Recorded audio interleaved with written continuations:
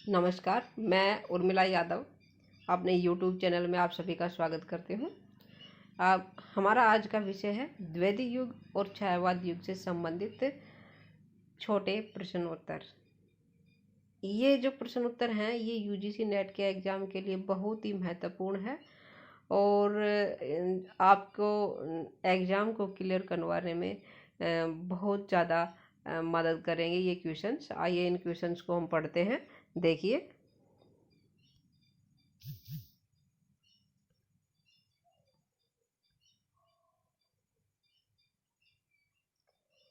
हमारा पहला प्रश्न है, द्वैध युग का नामकरण किसके नाम पर किया गया? हमारे पास ऑप्शन है महावीर प्रसाद द्विवेदी, हजारी प्रसाद द्विवेदी, ज्ञा प्रसाद शुक्ल सनेही, मैथिली शरण गुप्त। तो इसका आंसर है महावीर प्रसाद द्विवेदी। महावीर प्रसाद द्विवेदी के नाम पर द्वैध युग का नामकरण किया गया। अगला प्रश्न है, महावीर प्रसाद द्विवेदी ने किस वर्ष सरस्वती पत्रिका का प्रकाशन संभाला? तो इसका आंसर है ऑप्शन हमारे पास है 1900 ईस्वी, 1901 ईस्वी, 1903 ईस्वी, 1905 ईस्वी। तो हमारे पास इसका आंसर होगा 1903 ईस्वी। ये इसका 1903 में महावीर प्रसाद द्विवेदी ने 1903 ईस्वी में सरस्वती पत्रिका का प्रकाशन संभाला था। 1900 ईस्वी में सरस्वती पत्रिका का प्रकाशन प्रारंभ हुआ था जो स्वामी चिंतामणि घोष ने किया था। 1903 से महावीर प्रसाद द्विवेदी इसके संपादक बने थे। अगला प्रश्न है, सरस्वती पत्रिका के संपादक बनने से पहले महावीर प्रसाद द्विवेदी किस विभाग में नौकरी करते थे? हमारे पास ऑप्शन है रेलवे, आकाशवाणी, वन विभाग, शिक्षा विभाग। तो महावीर प्रसाद द्विवेदी रेलवे विभाग में नौकरी करते थे सरस्वती पत्रिका के संपादक बनने से पहले। अगला प्रश्न है, मैथिली शरण गुप्त के काव्य गुरु कौन थे?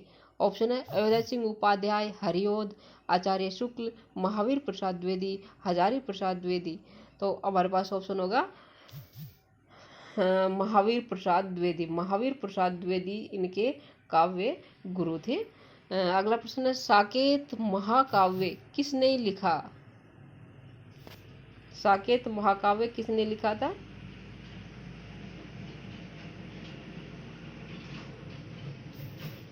मैथिली शरण गुप्त, माखनलाल चतुर्वेदी, निराला, महावीर प्रसाद द्विवेदी। साकेत महाकाव्य के रचनाकार है मैथिली शरण गुप्त। अगला प्रश्न है, साकेत का रचना काल क्या है? 1935, 1930, 1936, 1931। तो 1931 में साकेत का की रचना हुई थी। अगला प्रश्न है,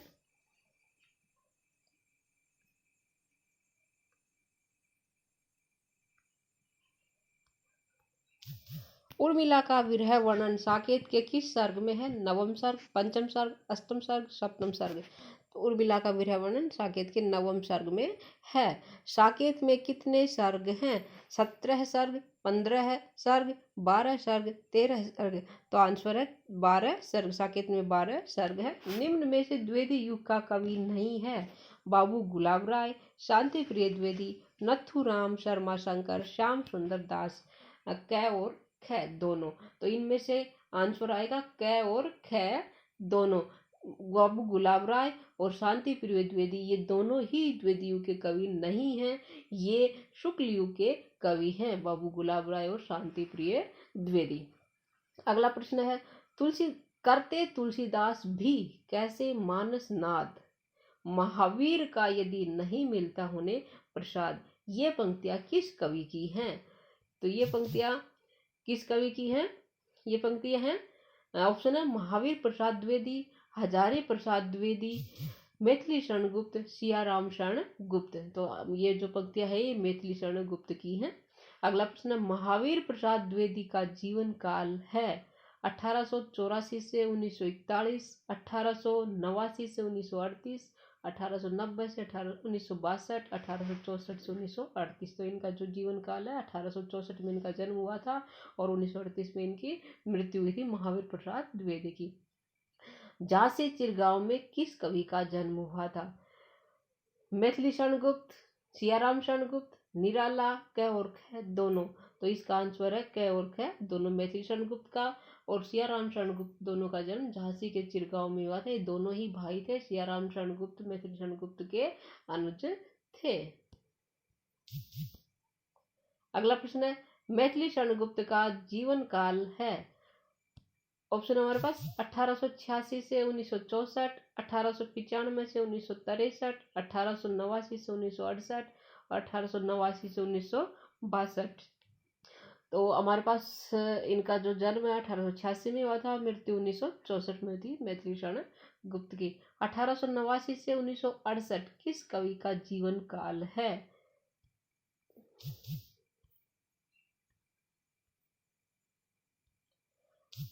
ऑप्शन है हमारे पास माखनलाल चतुर्वेदी, राम नरेश त्रिपाठी, सियाराम शरण गुप्त।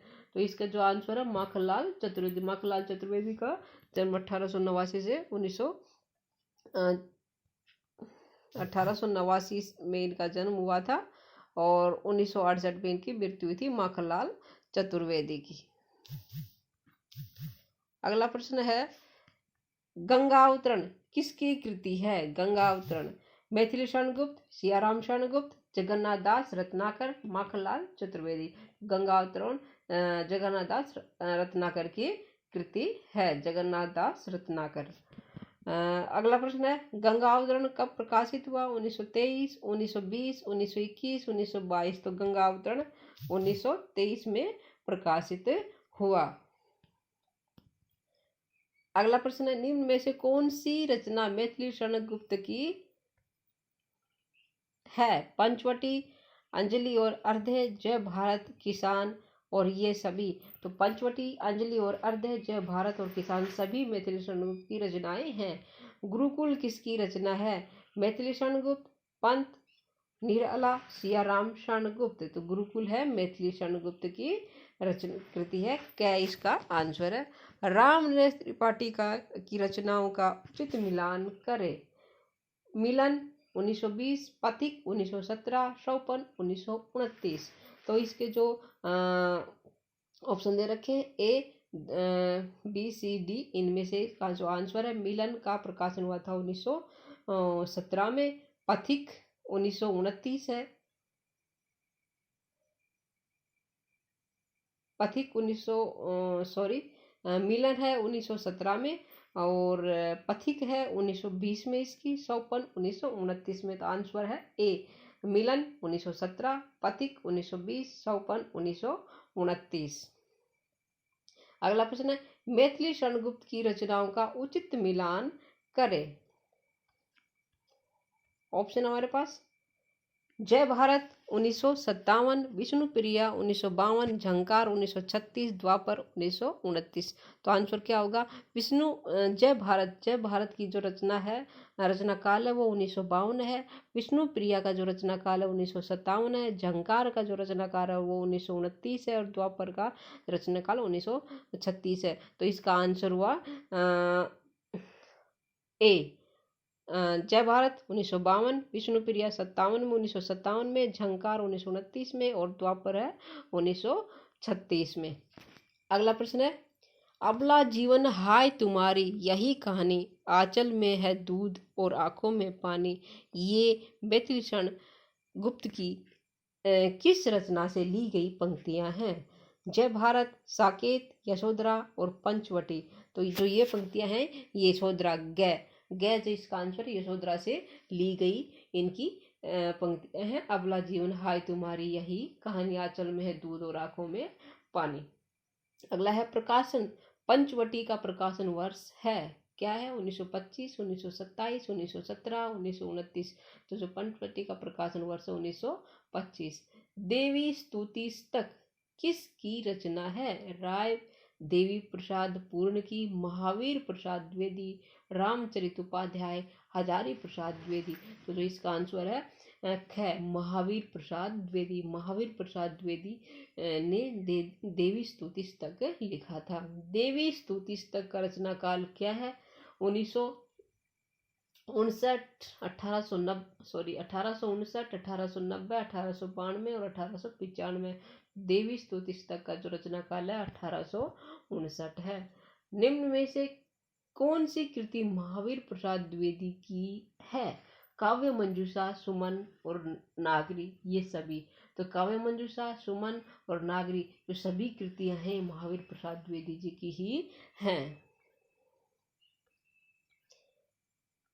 अगला प्रश्न है, नथुराम शर्मा शंकर का जीवन काल है 1859 से 1932, 1860 से 1928, 1868 से 1915, 1872 से 1938। तो नथुराम शर्मा शंकर का जीवन काल है 1859 में इनका जन्म हुआ था और 1932 में इनकी मृत्यु हुई थी। द्विवेदी युग को कहा गया, क्या कहा गया? जागरण सुधार काल, पुनर्जागरण काल, गद्य काल, सुधारवादी काल।